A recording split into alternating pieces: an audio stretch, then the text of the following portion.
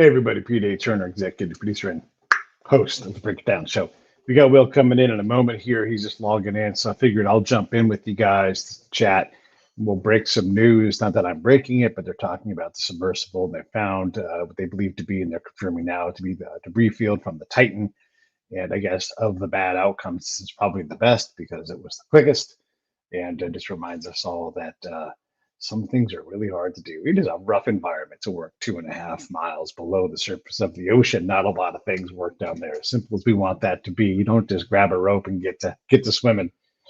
Herbert Nitch can swim unreliably 870 some odd feet below the ocean for a little while. The man could hold his breath for 9 minutes. It's crazy, and had a lot of strokes on his way back up. And man, it's incredible how deep 800 feet is, and these guys down 2.5 miles. Incredible. So let me get my man Will Reilly coming in here. Let's break in a little news, Will, about the Titan being found and how hard it is to do anything more than 1,000 feet below water. And we all got to ease up on folks trying to do things that are really damn hard.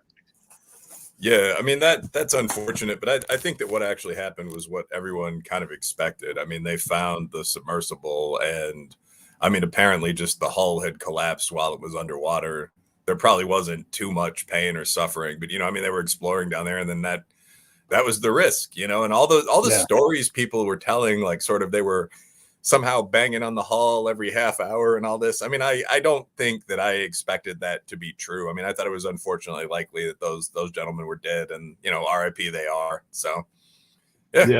Now there's going to be a hell of a lawsuit because I mean there are a lot of things coming out about exactly how seaworthy some of those craft were. So that I think is going to be the next stage here. And there's time to figure out negligence, right? I mean, that's let these folks be dead for a minute and but man, crazy. But you're right. Let's there'll be time for that stuff. Let's do our work though. Let's talk about this incredible book from Thomas Sowell, Rednecks and White Liberals. It's look, I love doing these shows with you, and I have a little bit of a preamble, but I want to start with the current event because I think it goes into this overall thing that we've been talking about. Is we just had, for lack of a better terms, let's just call it Emancipation Day. There's all kinds of dates we could have picked for Emancipation Day. I'm cool with June because we don't have holidays in June, but I do have a problem with the tenor of the holiday and the guilt base. Instead of saying, hey, this is a date that we picked because we started improving the nature of our country. And we tend to look at this as a negative thing. It's a new holiday. We're going to figure it out. We improve things. If Pete was president, I'd add 2 more holidays. I'd celebrate women's suffrage, and I'd have just a general purpose holiday, fill in the blank holiday. But what are your thoughts? Why do we, if we're going to have a national holiday, why does it have to be such a somber and guilt-ridden holiday for so many people? Well, I mean, I don't actually think Juneteenth is necessarily a somber or guilt-ridden holiday. I mean, so Juneteenth is something that's been celebrated in the South, in Texas, I guess it'd be the western parts of Louisiana for about 100 years. Like, I mean, I've been to Juneteenth barbecues when as a younger guy I used to travel around the country. And there's nothing sad about it at all. I mean, it's people frying chicken, barbecuing ribs. What Juneteenth actually represents is the day that, mostly in Texas, but in parts of kind of the western South, slaves found out they were free. Because, I mean, there wasn't, to say the obvious, the internet didn't exist at the time. There wasn't even a reliable mail system other than the Pony Express. So after the Emancipation Proclamation, even after the end of the Civil War, it took a while for people to discover what had happened legally. And that date, the 19th of June, whatever year, 1865 or 66, I'd assume, was when the slaves in Texas found out that full-on emancipation had arrived. And it was greeted with joy, these plantations full of shouting people and so on. So, I mean, I think that's a day worth commemorating. And in Texas, people did that with fireworks and so on, barbecues. So there are really 2 takes on this. Like, without just rambling on about it, like, one, I get why people are pissed off. Like, I mean, I'm obviously, right-leaning academic and business guy myself. The reason Juneteenth was implemented at the national level was all of the George Floyd panic that happened several years ago. So, I mean, it was following the death of Floyd in police custody. It was following the riots and so on that this became a national holiday. And this was the time around the period of time when you were seeing like Nancy Pelosi somberly kneeling in kente cloth and all that kind of stuff. So I get that as like a white guy looking at this from Maine, you might just be saying, hey, what the hell? Why are enough of this black stuff, sort of?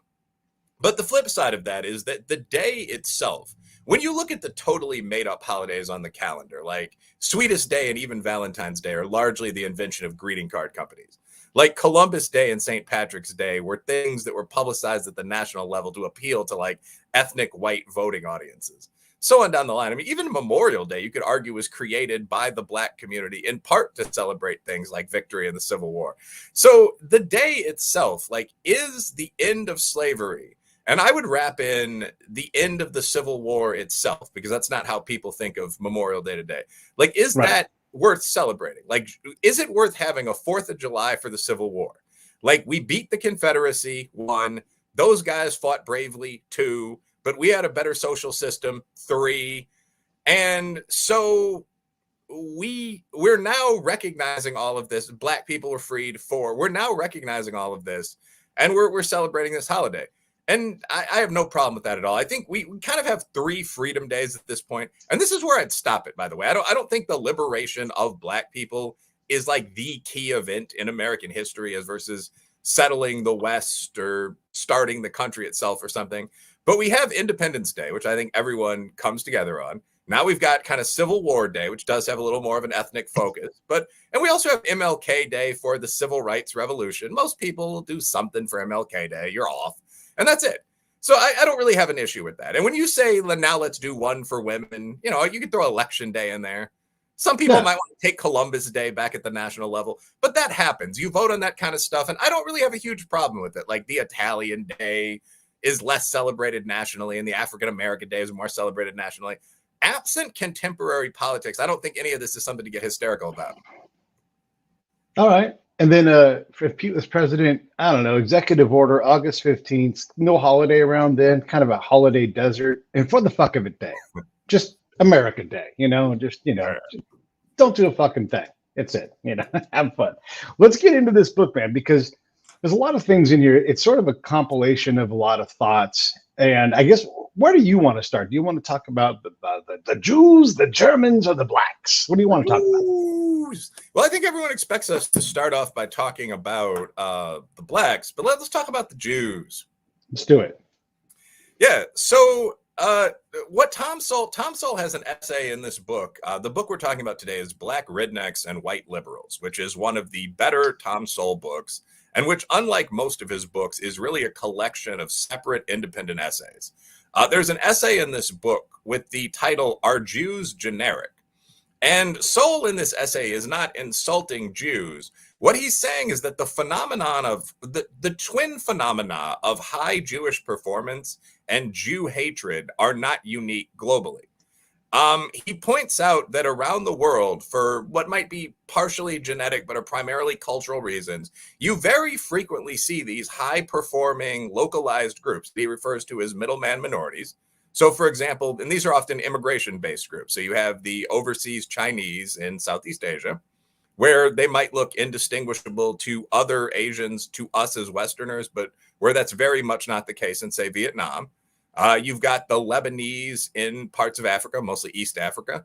You've got the Igbo from Nigeria in West Africa.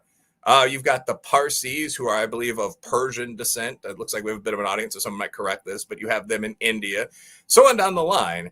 And all of these groups, because of differences in culture and behavior between them and the surrounding population, perform really well when it comes to academics, trade, and so on, and also take on roles that aren't very common in the surrounding population, such as, coherently on a set time schedule, loaning money and landlording or leasing out rental property. So that's part one, that around the world you have these groups, these middleman minorities that do this. And he documents, I think, 17 of them.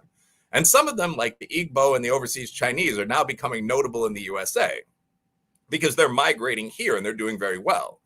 The majority of Nigerian immigrants, as I understand, are Igbo or Yoruba, another major, very successful tribe from that country. And obviously that group does very well in the USA. I talk about them pretty often.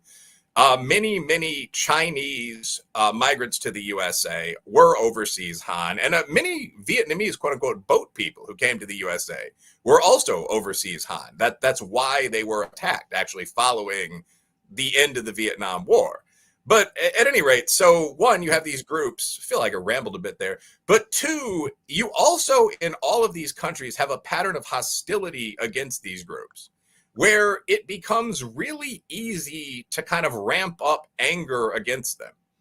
And the pitch against the middleman minorities is usually that they're sort of parasitical, that the services they provide aren't necessary services in the economy, but that they're somehow taking from the real people, that the Jewish landlord in Harlem is an interloper who's exploiting you.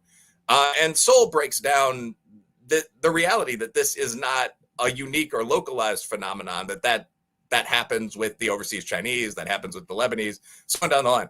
So there are middleman minorities in many places, and they're treated the same way in many of those environments. One of the things that it's funny, I was doing research for this as I read the book and looked around, and we look at these perceptions of Jewish folks, and it turns out I've got some Ashkenazi Jewish DNA in me, right? And who knows, right? Like one of the things I was going to say is we often don't even know who we are. We don't know our own history. You go back 100 years, and most of us have no idea who our ancestors are. We refer to our ancestors. We have no fucking idea who these people are. So we have this Ashkenazi Jew side of mine in my history. Am I Jewish? I don't know, barely, right? And other folks will tell you what you are, who you are, where you're from, and they have no idea about any of these things. So there's a hilarious, not meant to be hilarious, but a hilarious Vox explainer video saying Israeli and Palestinian conflict. It's like, this all starts 100 years ago. And it's, you kidding me?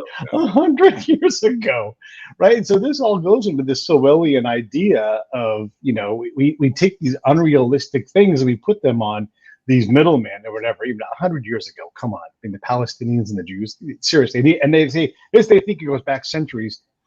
Well, for sure that the Israelis do. And so how do these things hold? Why do we think we know anything when we literally, we just know nothing? We know ourselves barely, and that's it. Why do we hold on to these things so tightly? And when Thomas Sowell points it out, why do we reject it so instantly? Well, with the middleman minorities idea, I don't think that that's actually rejected in social science. I just think it's not. One of the things that I think makes political science useful in conversations like this is that we actually do take a global view. Just as the thing that might make a historian useful if you have a bunch of smart people talking is that they take a longer view temporally. So, I mean, people will often say something like, this is the most violent era in world history. You hear this all the time, especially right now in Black communities. What can we do with this level of crime? How can people live with this level of violence? And one of the things that you'll find if you look at any book discussing conflict historically is that this is actually an insanely peaceful time. Like, I mean, the Black murder rate in the USA is a lot higher than the white murder rate, but prior to the BLM nonsense, it was about 14 per 100,000. If you go back a few hundred years and you look at the murder rates just globally, and this is one of the things that, as usual, makes me think most of this isn't genetic, most of this is changeable. But I mean, the murder rate in England, Norway, where the Vikings hailed from not long before that, so it would be 40, 50 per 100,000. There's actually a guy, Nicholas Wade, who argues that cultural and even he does argue some genetic systems had to develop to kind of civilize people. You had to work out kind of having courts and all of this over a period of time. To get to the radically low, as he would put it, levels of murder and of violent crime that we have today. So that's how history can kind of be useful. Like, we tend to just see our era in isolation. So we'll look at Baltimore, which is a shittily run city, but we'll ask, how can people live like this? And the answer is, well, that's a more peace. Like, you've been to Baghdad, that's a more peaceful version of how humans have lived for most of history. Like, what would you do? I mean, I'd suppose you'd fortify your residence if you lived in a very dangerous city. You'd probably have eye slits instead of windows. Like, there actually are answers to that humans have developed over time. And similarly, with political science, we're not looking back through all the eras of time, but we are looking at all of the countries in the world. So the phenomena in the USA, like Sowell in another book looks at affirmative action programs. And it's an interesting book. It's one of his more boring books, frankly. But what he finds is that the issues with affirmative action, like the programs, once they're implemented, don't go away. The programs don't really benefit the groups they're intended to benefit overall. They benefit the best educated members of those groups who could probably compete pretty fairly with more successful groups anyway. Like everything that we talk about here, he finds is true globally. So, I mean, there are large scale affirmative action programs in India, Malaysia, I mean, countries you would never expect.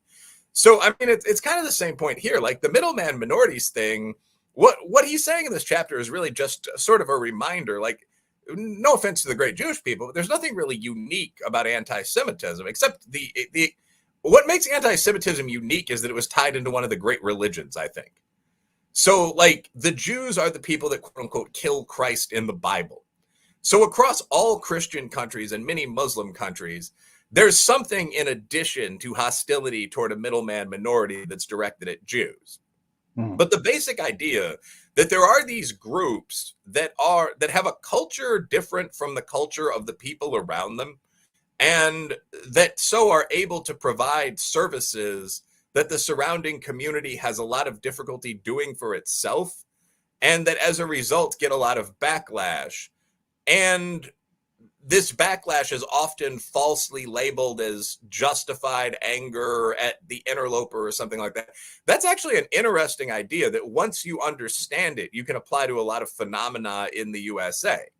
And I mean, like, for example, you see this now with Korean immigrants and Black communities. And I'm going to shut up after this because I want to hear what your take is. But like right now you're seeing this thing where all of these groups are coming into Black and in the Kentucky South, sometimes poor white communities that were just ghettoized.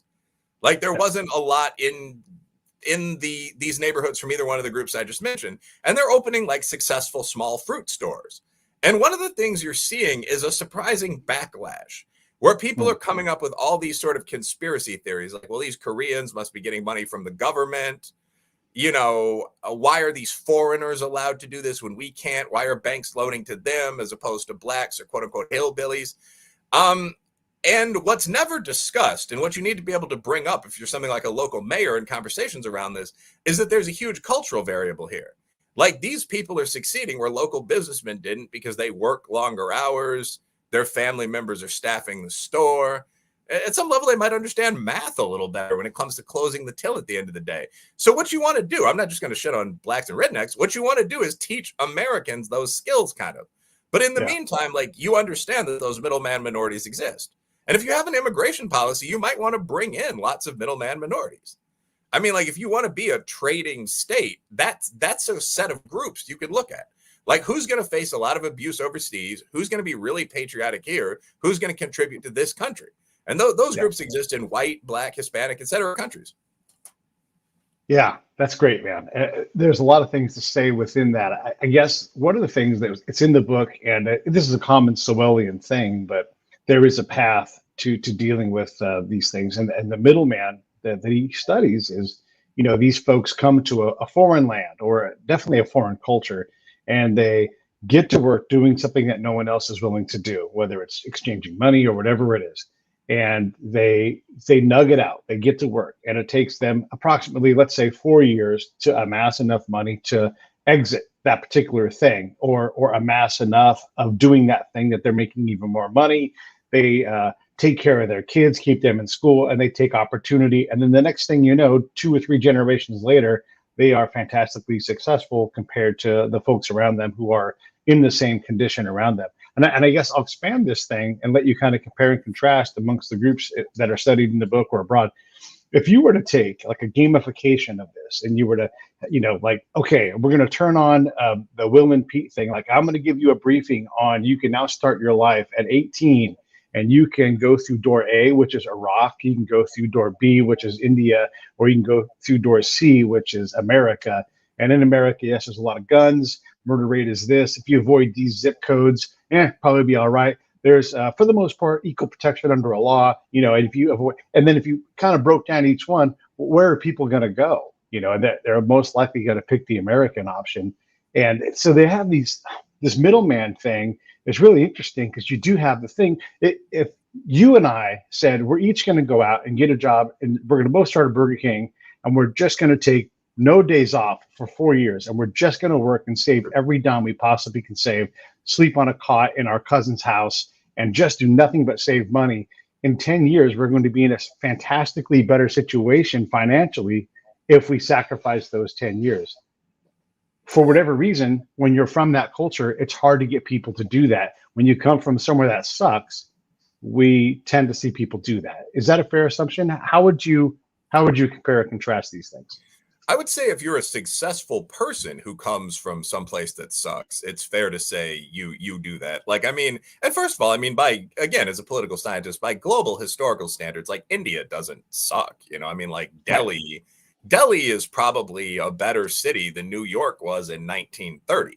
So, I mean, it is important to kind of keep that in context. Like the people that are coming to the USA from Nigeria to India, the capital city of the Philippines, I mean, are pretty comparable to the people we were getting from quote unquote white countries like Sicily and Ireland, 100 years previously. They're not just like walking out of thatched huts and learning how to read for the first time. I'm not making fun of Indians or Irishmen here. I'm saying that there's often this take on immigrants as, coming over here in steerage and learning civilization for the first time. I mean, India is a nuclear power. But I mean, if you come from a place that relatively sucks and you're a good, smart, selected competitor from that place, yeah, you're going to be very successful in a new place. I would assume that there are a lot of stupid people in India, just like there are a lot of stupid people here. They're just not coming here. And I mean, there's a lot of selectivity in this as well. I mean, I've been friends with a number of people who went to, say, the University of Illinois, Southern Illinois, good kind of upper mid-level colleges, whose parents were like almost the stereotypical owners of a couple 7-Elevens who were of Indian or Pakistani or Bangladeshi heritage. And in almost every case, they told me that they were members of it's one of the sub-Vaisya, if I have the pronunciation correct, castes that in South Asia run small markets. So, I mean, when you want to talk about culture, there's obviously no gene for, running a small market. Racism has nothing to do with your skills when it comes to running small markets. But I assume you're going to have a huge advantage if you come from a line of people that have run caravanseries for 1,000 years. If you're competing against just some black or white guy that's like, yeah, I might try to get a franchise license. Where do you get smoked meat from overseas? Like, how many hours do you have to spend in the shop? You're going to know all of that at almost a bloodline level, and you're going to smoke the other guy. So, yeah, assuming that immigrants are selected and assuming that they're selected from clades that know what they're going to be doing here, yeah, I would expect them to do pretty well. And that's what we see. I mean, in general, that's true even in sort of working class areas. Like, I mean, when I came to Kentucky, I was surprised to see that all of the skilled construction workers, other than like master carpenters and so on, but were still Hispanic. It was what you'd see in Illinois. And I mean, if you talk to them, because I speak decent Spanish, it was just like, yeah, well, homie, we work hard. We sent the boss man out in a van to see if there was any work here. It's just like, if you have that skill and if you're willing to go seek out those jobs, you're going to have an advantage over people that don't. Now, I will say, I mean, in the case of those guys, I'm not sure all of them were entirely supposed to be in this country. So one thing the, white or black straw boss might do in response is just point that out to the local law enforcement authorities. But this kind of competition is often healthy, and immigrants often do bring something to their side of the table. But one point that you made that I think is quite important here is that people from different cultural systems, even people of the same race, if you look at West Indian and Nigerian kids in like Brooklyn schools, often do very differently. People from different cultural systems often do very differently in the same place. So when you talk to a smart person on the political left about a lot of these issues, like why people succeed, they tend to have like a Karl Marx shaped weight around their ankle. Like they always go back to money. They always go back to class. They always want to break the SAT scores down by income. And it doesn't necessarily work that way. Like I've unpacked this a couple of times, and every year I have, and other people, mostly on the right, have done this as well. But like all of the most recent 5 years, like the SAT score for Asian kids, and to the limited extent you can find this also seems to be true for Jewish kids and many West Africans. But for Asian kids coming from families making less than $10,000 per year is higher than the SAT score for American black kids coming from families making more than $200,000 per year. So just the raw argument, and again, the West African and Jewish scores are harder to get because those are parts of larger groups, just being quite upfront about that. But just the raw argument, well, this is all money, totally fails when you look at that. Like some guy who's living in a walk-up in Chinatown, whose parents make him study every night under the streetlights, is doing better than the son of, say, an American R&B singer. Not like relatively better, not better than you'd expect, empirically better. Like the second guy, the black kid from a family making 200,000 is getting something that's like 1,001 at the mean on the SAT. The Asian kid from the family making $10,000 is getting a couple points over that. Whites from families making under $20,000 are doing almost as well as the wealthy black kid. So, I mean, there's still a white Asian gap, but they're doing pretty well as well. So, I mean, there's just a lot of cultural reality and cultural training that doesn't have that much to do with money. And to me, and some people will debate this both from the hereditarian right and kind of the anti-prejudice left, but to me, one of the most obvious variables is just how much time people spend training and doing things.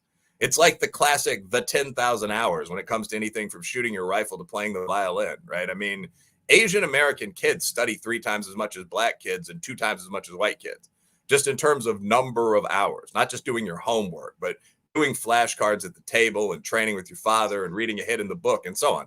So, I mean, those abilities, like you can take 2 people and put them in the exact same setting.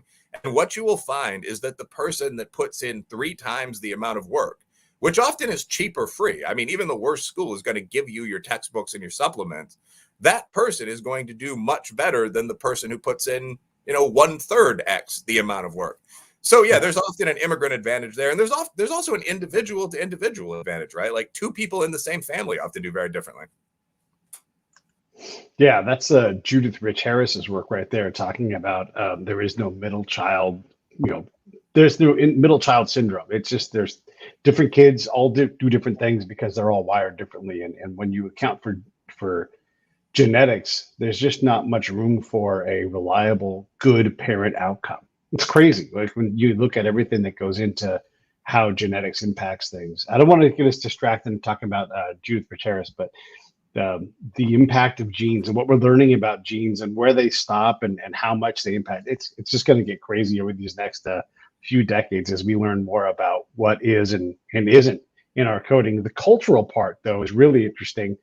You talked about shopkeepers, and I know just from my experience in Iraq, and this goes for any immigrant, right, who comes in, you have a coding that comes from your cultural upbringing, right? And so if you're from the Reilly clan and everybody there were sheep herders for 1,000 years, that is what you are. And if you're a young kid, you're only allowed to herd sheep or run a shop that only the Reillys go to. No one else goes to it. And if someone already has the shop in town, you don't get to run a shop. So you have to either go to a new town, kind of like a cougar trying to find its new territory, or you don't run a shop and you have to only be a sheep herder or marry into another family. And so there's these very specific rules. And so then you come here to America and sure, you've got to go live in Michigan or maybe San Diego if you're ballsy, maybe Tennessee if you're adventurous, but you're going to go to Michigan because that's where the uncles are. And they're going to put you in a gas station and you're going to work there. Maybe you buy your own gas station, but the rules open up a lot because you come to this new place. And so you're not as limited and you can stretch your arms out, but you are still in the same cultural structure. It's just an more open structure here in America. And maybe there's something in that they do take care of one another. They're not going to do Pride Month, but they are going to make sure that their people do well. And then over the course of a couple of generations, for the most part, they keep their nose clean. And then the next thing you know, they own a gas station or whatever it is, and they're still normal to their culture, but totally foreign to their Baghdad culture. Yeah, I mean, so there's a lot there. So like, first of all, yeah, American culture is much more open in terms of kind of option sets that you have than most other cultures. Like Dinesh D'Souza, who's moved, really far to the right recently, but he's still a good writer, has said this in a bunch of his books, that if he was born in India, he was in kind of the upper middling gentry caste, and he had 3 or 4 options that were available to him. Like he could have become a lawyer, he could have become a business executive, but not of the very highest rank. He could have done 1 or 2 other things, but that was it. He probably would have settled within 100 miles of his birth city, which, if I recall, was Pune. That's what you did. I mean, he would have been a member of the lower ruling class in the suburban area surrounding his birth city because that's what he was. He was a forward caste Indian from X place. And I would assume even his last name, D'Souza, their white equivalents, Von Hartford, probably refers to something like that. I don't want to make assumptions about the man. But in the USA, that it's very different. You can come here and, from his family background, you'd still be expected to go to, a decent school or something like that. But you can then, he became a political pundit. You can start a podcast. You can do all kind of shit. You'd have a fist fight with your dad if you tried to do that in India. There is a much more open social structure here for good and for ill, by the way. I will say I've had East Asian, South Asian friends that are in, frankly, arranged marriages. That's not how they put it at cocktail parties, but almost all of them are pretty happy. They're almost all solid B- marriages. And the majority of my white and black American friends are divorced by this point. We're all late 30s, early 40s. So does their system actually work more poorly than our sort of OnlyFans system? I don't know. But we are much more open, much more free. I will note we're kicking their ass in terms of patents when it comes to India, even China per capita. So yeah, that's very real. Yes, we are freer here. Cultural conditioning does survive among immigrants, even in the face of the freedom. We generally find that things like the greater Asian study tradition endures for about 4 to 5 generations, which is pretty significant. I've debated sociologists. I've bantered with Rod Graham, who I mentioned sometimes about this once. And their argument is, well, it doesn't make sense to say culture would endure because people are logical actors. But almost no one argues for total free will, right? It's not realistic to say you would just move away from what your lover wants, your father wants, your mother wants, what you're used to doing just at a whim because you notice Americans behave a little differently. And in fact, people don't. Asians continue studying a bit more. West Africans continue being a bit more obedient to family leaders and so on for quite some time. Almost 100 years in the USA. So yeah, all of that is real.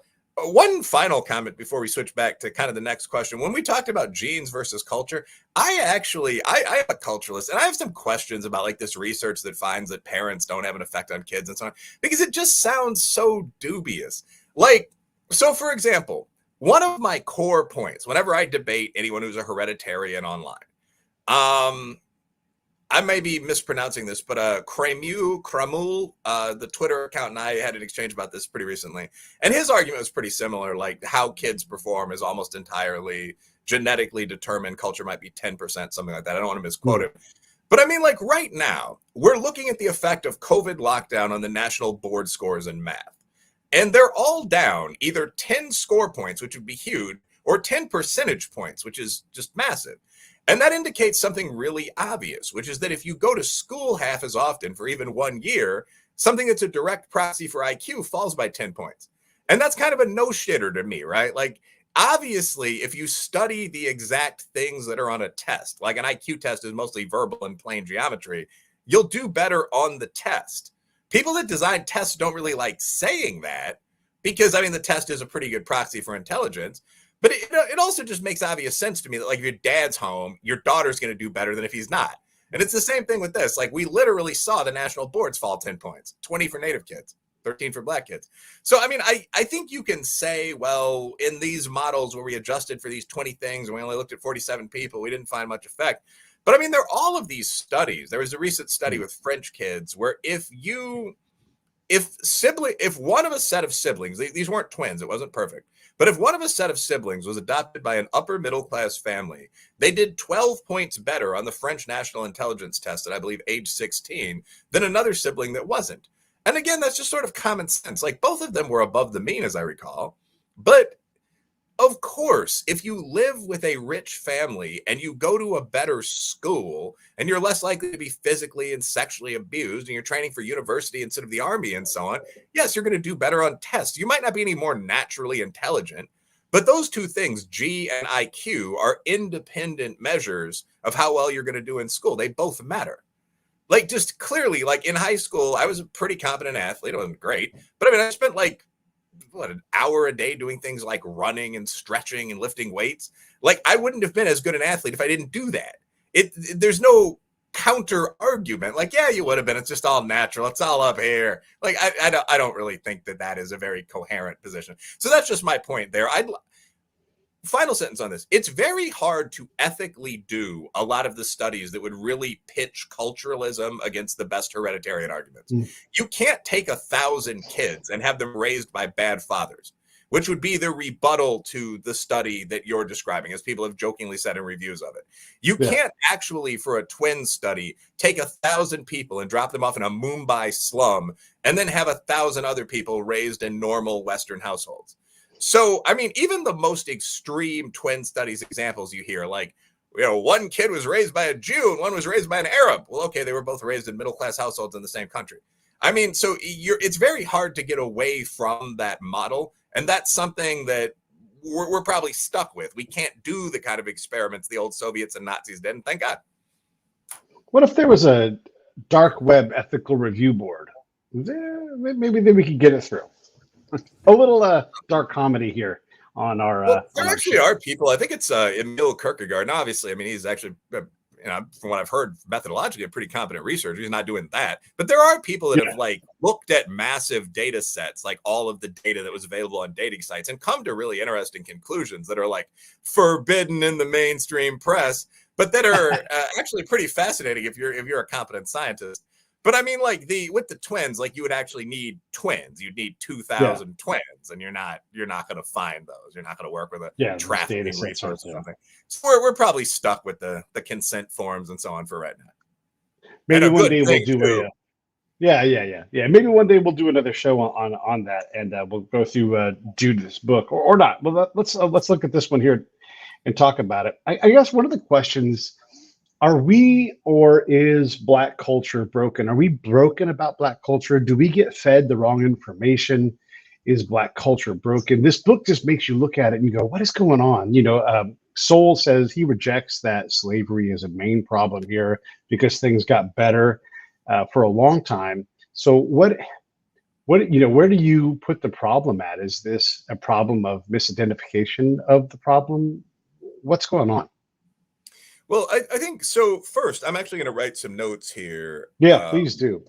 I can vamp while you write notes. Will is writing notes right now, and I'd like to welcome you to subscribe to the Break It Down Show. Just hit that subscribe button. You guys know to do this already, but just in case you don't know, I'm P.J. Turner. I'm a pretty nice guy. We have Will on the show. He's a pretty nice guy. We have all kinds of people on the show. 1,500 plus episodes.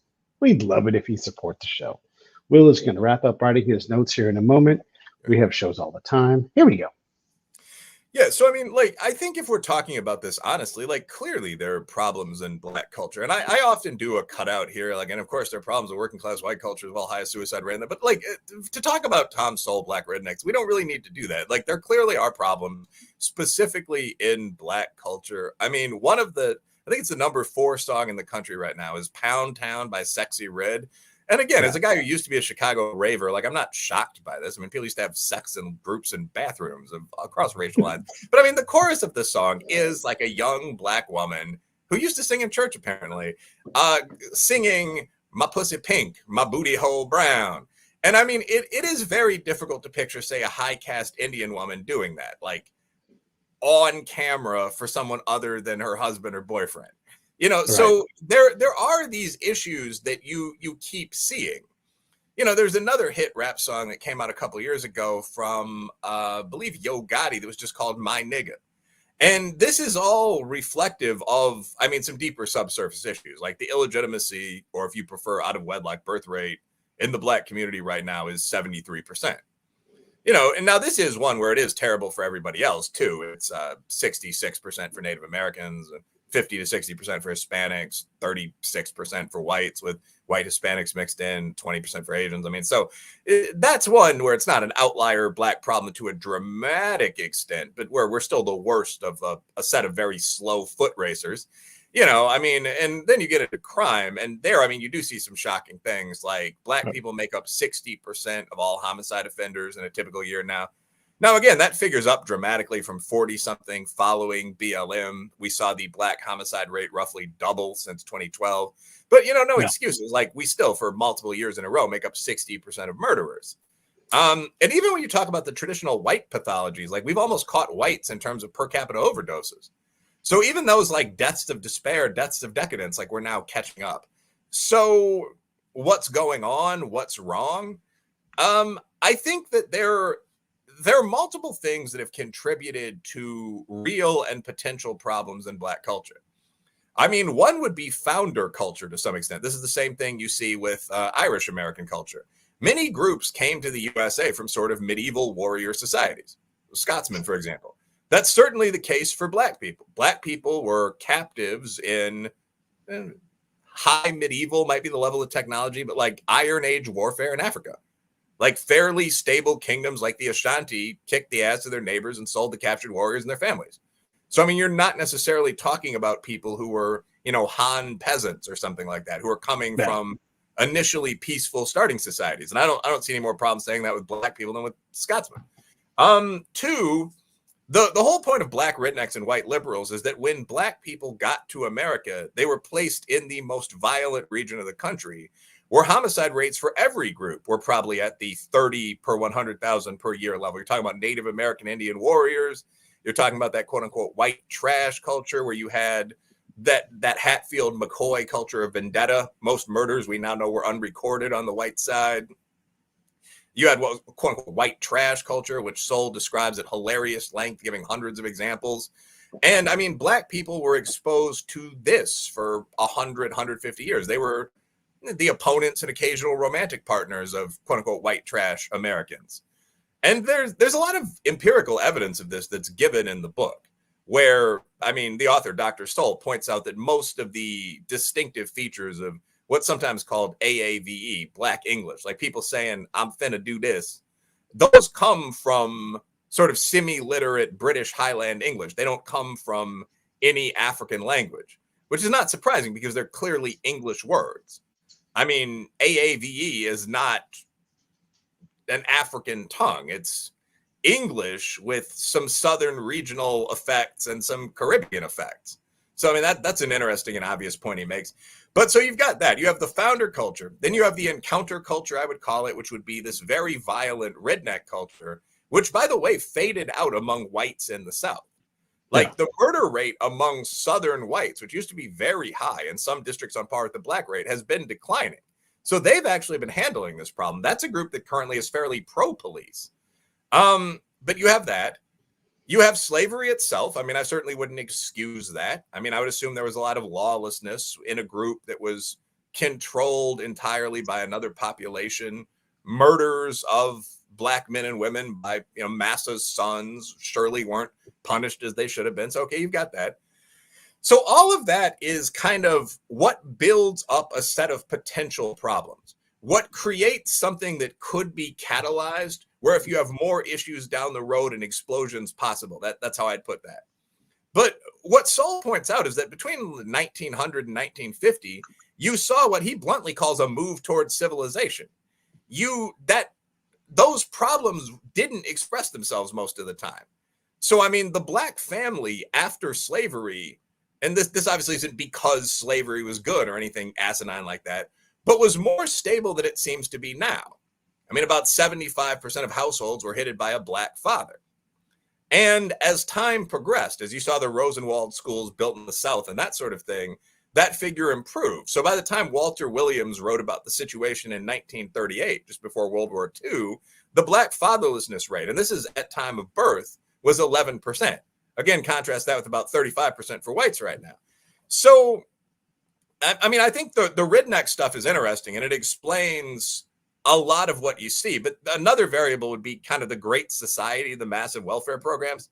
Like the real, kind of last point on this, but the real catalyst for the modern explosion in fatherlessness among everyone, I mean, you see that begin in like 1962. I might be off by a year or two, but I mean, as you start doing more modern aid programs, and as you pull back on policing and so on during the Great Society, that's when you see this begin again. And this is just kind of armchair philosophy here. I mean, I've studied the first 2 points I made. Those are very real. But to some extent, there's a whole social change here, right? I mean, you saw the move toward no-fault divorce. You saw the move toward pay-per-child welfare. To swing left for a minute, you saw the outsourcing of good blue-collar jobs. All this is taking place within a very narrow window of time. You saw community policing, increased softness on crime. And at the same time, you saw skyrocketing, I mean, the third and fourth waves of feminism, and you saw skyrocketing family collapse.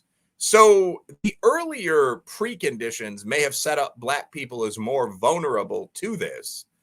And I don't think even there that slavery was the only one of those preconditions versus founder and encounter culture. But you also have to look at the actual catalyst that caused this collapse for the country overall. So it's a complicated picture. You can't just say racism.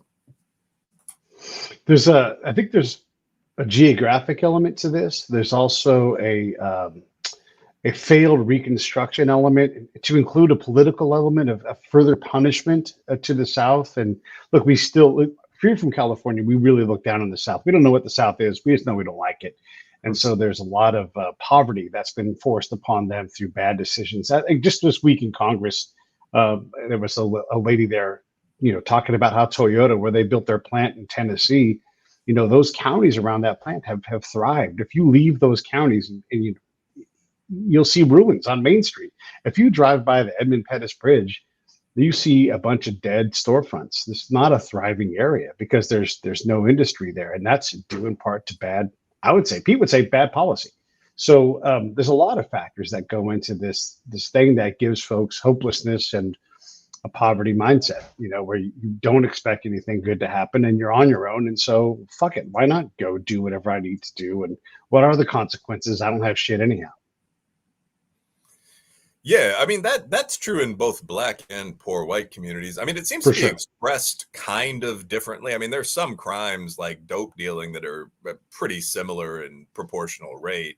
But I mean, like the white pathologies tend to be more self-destructive. Like the white suicide rate is about 3-4 times the Black rate. It's concentrated mostly among working poor white men. So, I mean, I have no doubt that some of that is a result of what you're describing. But yeah, I mean, I do think it's important, since both of us lean a little toward the right, to point out that this isn't just, these social problems aren't just due to like liberalism. I mean, obviously welfare does incentivize single moms to have kids they otherwise couldn't support. And that's a major problem. And that's the biggest way to get poor non-functional men. But like a lot of this, when I talk about outsourcing, I mean, you saw Bill Clinton's NAFTA in 1994, which the Republican House supported. And you've seen specifically 3 or 4 bills after that promoting the overseas shipment of jobs. So, and then you have something that you really can't stop, which is increasing, not even industrialization, mechanization, but like technologicalization of industry. But I mean, in a lot of these towns that you see in Tennessee and Kentucky that used to be 1 or 2 industry towns, like, the mill ran through here. This is where the sugar plant was. I mean, the business that provided the jobs, and this is, I mean, we're saying this passionately, but this is hardly an original point, but that shut down in 1990, usually at about 1996, by the way. The year wasn't a coincidence. But since that point, I mean, you've had this huge number of people, particularly men, that haven't really been able to find family supporting work.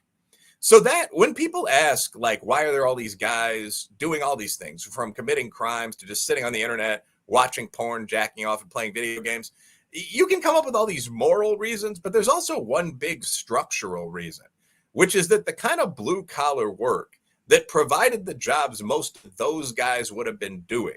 Because I mean, I don't see necessarily a lot of the guys I'm describing among the brothers or the Appalachians going on to become human resources directors. A lot of those jobs are gone. And I mean, that's one of the things that really resonated about Donald Trump with kind of blue collar, middle American white guys. Like, he seemed to give a shit. He actually thought it was problematic we'd shipped, X percentage of our jobs to Mozambique. The real question, though, is it possible to get those jobs back? And that's actually very debatable. The answer might be no. I mean, right now, I mean, we're moving toward more increased mechanization, technologicalization. I mean, you go to a McDonald's and it's just big screens that you're tapping with your fist to order a sandwich. So I don't know what to do about that. But the greater the extent to which we can figure out the answer to that is, the better for us as a society. And this isn't necessarily in the book, but it's about the book. When you look at, during my lifetime, I'm 53 years old. We've seen a complete change and I'm from the West Coast, which is completely different than the East Coast, and the problems are different. So during my lifetime, we've stopped talking about homosexuals in a derogatory term. And I'm talking like there's no obvious gay jokes all the time anymore. At least not around me. Like it was constant before. There were no Polish jokes. We don't look down upon the boat people that you mentioned before. We don't say that. If someone comes from the Far East, we celebrate it. There are so many different groups. We don't look down upon Germans because of World War II. We don't look down upon the atrocities that Japanese imposed upon all kinds of nations during World War II. We've come so far, but we can't seem to assuage the damage done to the Black community. Is that something because it happened here and we just can't seem to fix it, and all these other groups have come from somewhere else? What do you make of that in terms of the inability of the outside to try to do what they can? We're having the reparations conversation again, and I don't know that we'll ever stop that, and I don't know that reparations would ever fix it. But what do you make of that when you look at all these groups that Thomas Sowell talks about? He talks about the Chinese in there. He also name checks Frankfurt in the book and the Germans. So let's give a shout out about that. But yeah, what do you make about all these groups that have done well and have exited and said, hey, we've done better than we did 100 years ago, but we are still talking about Black rednecks? Yeah, I think that's an interesting question, and it's part of a broader question, actually. So, like, one of the chapters in this book is the real history of slavery. And what Sowell says in this chapter is that the standard Western take on slavery is completely wrong. Like most Westerners, a simple stat might help illustrate this. But more than 40%, at least from what I've read, of Western high school and college kids think that only the USA or only the USA and Europe ever held slaves.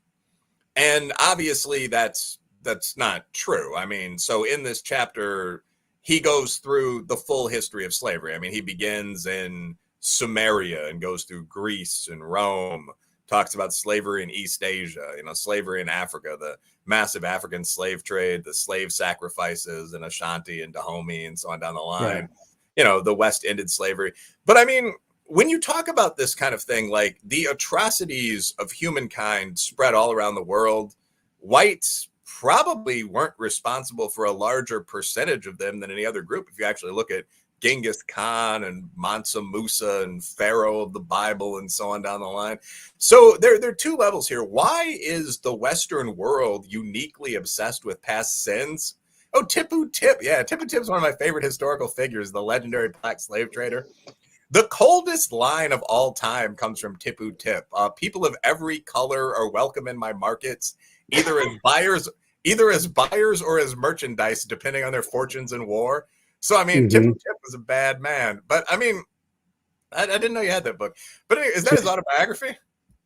Yeah, I think so. It's the story. I don't know if it's his story alone, but yeah, it's got his words in it for sure. Yeah, Tipu Tip wrote one of the first historical autobiographies, at least from the African continent, probably overall, if you're talking about that time frame. Just a fascinating guy. Fought everyone from King Leopold to the internal African chieftains. But anyway, so he was named after the noise his guns made, by the way. His full name is some combination of Bantu and Arabic language. It goes on for about half of a paragraph. But anyway, I mean, no admiration for this dead evil genius, but yeah, history is full of guys like that. So the question is, why do Westerners, as versus blacks, like the many descendants of Tip, as versus Easterners, like the many, many descendants of the Khans, why is there this unique guilt? And two, even among whites in America, why do we seem to focus so much of that on the black community specifically? Like, why do we never talk about Appalachians, almost all of whom are descended from poor white indentured servants who were basically slaves? Why do we never talk about the Chinese? Why do we never talk about the Indians? Right. I mean, like, why is this the case? I don't think there's a good logical answer to that. I think that morally, the reason that the West chatters on so much about guilt is what Nietzsche called slave morality. The West comes out of a very specific Christian, mostly Protestant tradition that's founded more on guilt and shame than on honor ethics. So, I mean, Westerners have been, and I certainly don't think this is genetic. I don't think this is predetermined if you look at the Romans, but Westerners in the recent past have been much more introspective than members of other societies. In the USA, I think the focus on Black people has been largely due to Black political activism. So, I mean, there are two groups, and again, the great man Sowell points this out. There are two groups in the USA that have advanced largely due to activism within the political process and the courts, and those are the Irish and Black Americans. And his argument is that this actually has been bad for ordinary Black people and Irishmen. You know, Irish people in the 1900s, Black people in, I guess, the 2000s, the late 1900s and the 2000s. But I mean, because trying to move a group forward through the political process means that you're relying on a group of people that are politically active leaders to help you out and not just enrich themselves. So you're kind of trusting in Jesse Jackson, Al Sharpton, even Barack Obama to do the right thing for you. Whereas if what you're doing is really focusing on everyone should own a small store, we're going to distribute these pamphlets throughout the community at the Caribbean American Men's League that show you how, so on. That's much more bottom up. You succeed or fail on your own. But I mean, because of the success of first Irishmen and then Black people in the political process, we hear about civil rights constantly. There are constantly initiatives being forwarded in the House, in the Senate by groups like the powerful Congressional Black Caucus that support the consideration of fiscal reparations, that kind of thing. There's really no equivalent for quote unquote hillbillies, although I dislike the term. There's no equivalent for Chinese Americans. Chinese Americans are in fact the classic example of a bottom up strategy. You'll almost never see a Chinese American politician. And when they do, they generally represent a general, not a Chinese district. So a bit of a difference in approaches there. Yeah, it's interesting. Hey, we're about to run out of time. We've done about an hour on this. Is there anything else about this book that you want to get in before we close it out? Yeah, I think I would make a final point, which is just that the things, Sowell's point in this book, I think, is that the things that we think of as unique to our society, good and bad, or especially unique to the past 50 years of our society and to Black-white conflict, almost never are unique in that way. So except for its religious component, anti-Semitism actually reflects the abuse of middleman minorities around the world. And Sowell's point in that chapter is that a logical society would in fact embrace middleman minorities, who often provide services that no one else in that society really can. So if you're in an African-American or a poor white district, you should probably be happy that Korean store owner is there. The reason there aren't any larger markets there is that crime makes it difficult to open one. So if that guy closes his store because you keep robbing him, there's going to be no grocery there at all. So, I mean, that's the point, that you should understand not that you're being exploited, but that this guy is a merchant in this long global tradition of MMM, middleman minorities. Same thing with slavery around the world. Western slavery, of course, in our terms today is a somewhat neutered non-warrior population, but that's as good as often as it is not. But of course, that's bad, that's evil. But this was not some unique Western thing that white people invented. I mean, slave was one of the first 20 human words, along with, by the way, pussy and murder. I mean, humans have been the same creatures for quite some time. So to really understand slavery, you need to understand how it began, how long it endured, and who ended it. And actually, the West has at least as much credit to take for ending slavery as any other society anywhere on the globe. In fact, far more. So, I mean, that's his point on slavery. This is not an isolated vice of one people. This isn't, blacks are not unique in having been slaves. Blacks actually fought against slavery quite well, given the gap in weapons technology. Whites are not unique in having had slaves. This is something that's gone on throughout all of time. And the same thing with Black rednecks and white liberals. The issue in Black culture isn't something unique that is caused by some bizarre perversity on the part of Black people. Black culture was in large part inherited from poor whites in the South, who themselves picked it up from progenitors in the Scottish Highlands. But that's not really relevant if you're trying to figure out how to get rid of it. So that, I guess, is the point. Like, there tend to be positive and negative themes that stretch almost throughout human history. But if you're currently looking at something that's part of one of the negative trend lines, like abuse of middlemen, negative, quote unquote, ghetto culture, what you need to do is stop it, eliminate the problem, rather than defending it by claiming that it's some unique characteristic of your country and your time. So I think the book is pretty useful because it points this out so eloquently. Yeah. And I guess you started by saying, a logical society or a logical man would do certain things. And that brings into the question, as always, are we logical at all? Like, you would just save for your future because it's logical to do that. If you didn't want a food desert, you wouldn't attack the person who brought produce. You would pay your debts to get better rates on your loans, but we refuse to do that shit.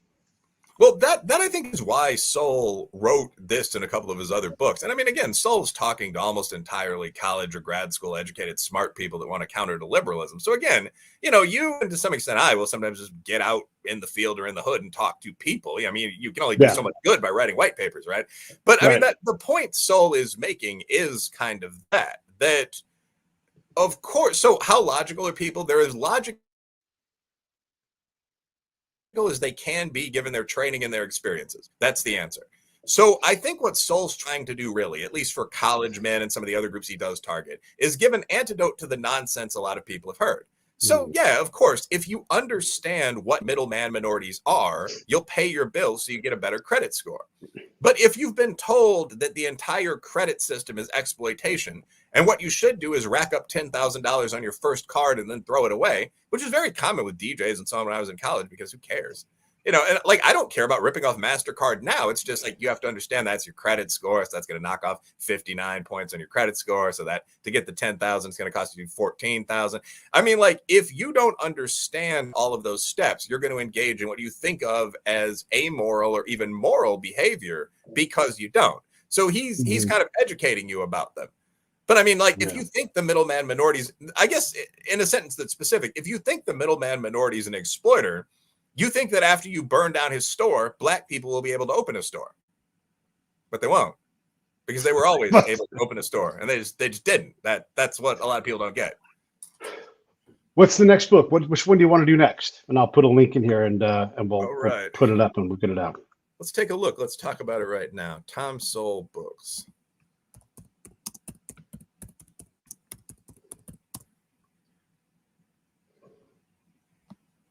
Quite a few of these. Yeah, there's a lot of them.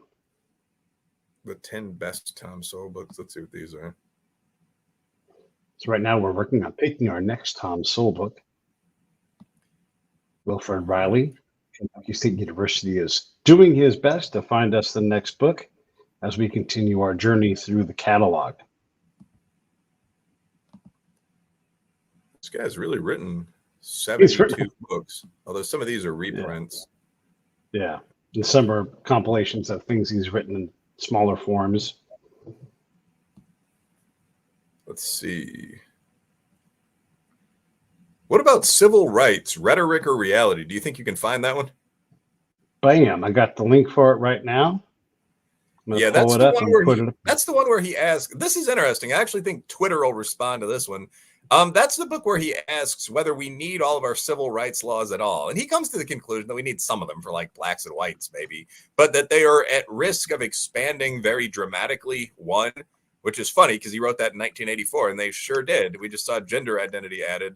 And two, he also points out that most groups like blacks and Jews were growing in wealth and so on at about the same pace before kind of the civil rights legislative regime. So he asks if that actually did any practical good. So that's an interesting book there.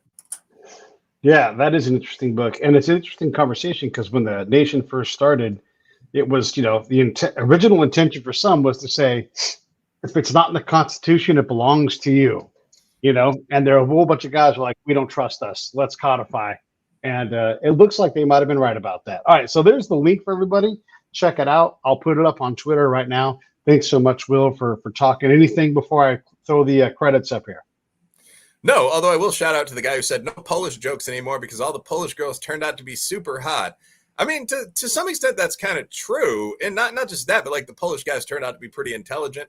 That was the big thing with immigration. I mean, people used to assume that black immigrants would perform even worse than American blacks, that Polish guys would be in that. Yeah. I mean, there's got to be a more polite way to say that. And then I'm going to follow it up with a Polish comment. But I mean, that Polish guys would perform as they did the first two generations forever. I mean, Polish people were stereotyped as washerwomen when I was in Chicago in the 80s, because that's what moms had to do when they first got here from like the Soviet Union. Vietnamese boat people, there are a lot of crude things said about them. They're sailing over here on doors. But in fact, all three of those groups ended up performing very well once they were given an opportunity to use their culture in kind of a success-focused environment. So the case for like merit immigration, as opposed to this seal the borders racialist stuff, is actually really, really high. So good point by Brad there, although joking. Yeah, good job, Brad. Good job. And by the way, I dated a Chicago Polish girl, actually from Poland. Awesome girlfriend. Great. Mm-hmm. I would date her again if I was a single guy. So yeah, absolutely. Shout out to all the Polish people there who come here and want to date somebody. Come on out and get some. All right, let me run these credits. Hey, thanks for watching the show. I really appreciate it. Right here, you can subscribe. Please do that. It makes the show grow. Hit that notification bell so you know which incredible guest is coming up next. Down below is the PayPal link. You can put a small subscription in. That is an enormous help. All that money goes right back into the show. And then right up over here are the next episodes you should listen to, curated by yours truly. Thank you.